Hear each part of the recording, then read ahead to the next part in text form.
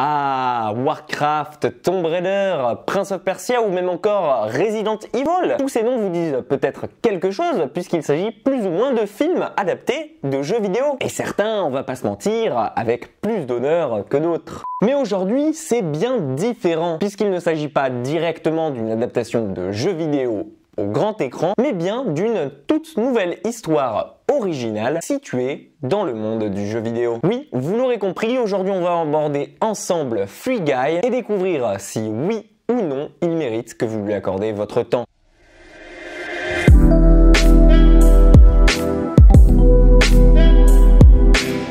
Free Guy, avec l'incommensurable, l'inimitable et le formidable Ryan Reynolds, c'est le nouveau film de Shawn Levy. Son nom vous dit peut-être quelque chose puisqu'il s'agit du petit génie à l'origine de la trilogie La Nuit au musée et qu'on n'avait plus le plaisir de voir au cinéma depuis son dernier film en 2014, il y a déjà 7 ans. Et oui, ça passe vite. Mais quoi de mieux qu'un gars comme lui pour s'occuper aujourd'hui d'un film dans lequel tout va encore prendre vie comme dans un jeu vidéo. En soi, on n'est pas très loin de Ben Stiller et de sa tablette d'Akmenra. Depuis les noires profondeurs de l'histoire, je suis revenu à la vie. Dans Free Guy, vous allez suivre le personnage de Guy, un PNJ ou personnage non joueur, en gros un personnage contrôlé dans un jeu vidéo par une intelligence artificielle. Programmé pour se lever chaque matin, boire un café avec 2 sucres et aller travailler à la banque pour se faire cambrioler, voici à peu près à quoi se résument les journées de Guy.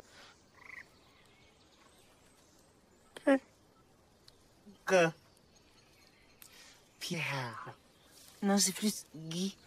Mais que se passerait-il si un jour, au lieu d'aller travailler, il décidait de changer lui-même l'ordre de ses journées? Que se passerait-il donc si l'intelligence artificielle prenait le pas sur le programmeur qui l'a conçu et n'avait plus besoin de lui pour déterminer ses propres choix et qu'elle avait conscience d'être vivante? On se croirait dans un épisode de Black Mirror là, non? Eh bien en tout cas, c'est ce que le film va explorer puisque c'est ce qui va arriver à Guy. Un peu contre sa nature chétive et son apparence trouillarde, il décide du jour au lendemain de tout arrêter, lui qui en a marre d'être simplement un passant et de subir sa propre vie, lui qui veut désormais s'amuser à son tour. Et pour ça, il ne sera pas seul puisqu'il pourra compter sur Jodie Comer, la star de Killing Eve ou encore du prochain film de Ridley Scott, pour le rejoindre dans le jeu, elle qui, au contraire de lui, dans la vraie vie, appartient à une véritable femme, une véritable personne donc intéressée par quelque chose qui se cacherait à l'intérieur du jeu. Un formidable duo va donc voir le jour entre Reynolds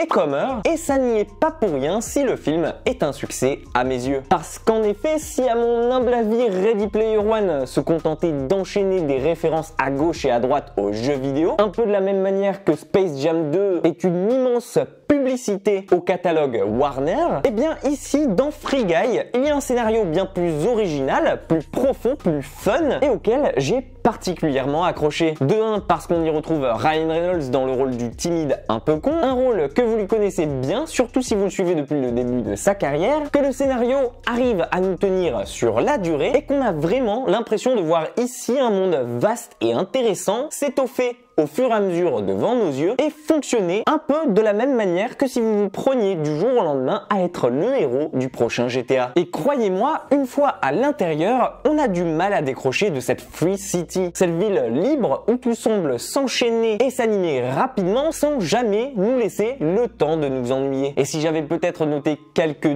défauts du film, comme par exemple la présence de Taika Waititi qui ici à mon humble avis est dans un rôle qui ne lui correspond pas et bien trop forcé à mon goût, ou encore quelques problèmes de CGI dégueulasses par moment, vous verrez surtout à la fin du film, un indice Dude, eh bien mon enthousiasme était largement supérieur à tout ça et m'a permis de passer un très bon moment et d'apprécier le travail colossal qu'a dû nécessiter la création de cette Free City. Et en ressortant de la salle, je me suis surtout posé une question: faut-il vraiment continuer d'amener sur grand écran des jeux vidéo, ou bien notre désir de fan ne pourrait-il pas se contenter de simples références par-ci par-là bien amenées comme le fait Free Guy, mais qui au moins nous permettent de ne pas être déçus concernant le côté adaptation. Et vous, qu'est-ce que vous pensez de ça? Vous pouvez bien évidemment me donner votre avis en commentaire, c'est là pour ça, on est tous là pour débattre ensemble dessus. Et bien entendu, pensez à me dire ce que vous avez ressenti après le film, s'il vous a plu ou non, que je vois si je suis pas le seul à l'avoir apprécié. Quant à moi, c'était un plaisir d'être de retour après 2 semaines de repos sur cette chaîne. Pensez à vous abonner si ce n'est pas déjà fait, partagez la vidéo, likez-la, prenez soin de vous et moi je peux vous assurer qu'on se retrouve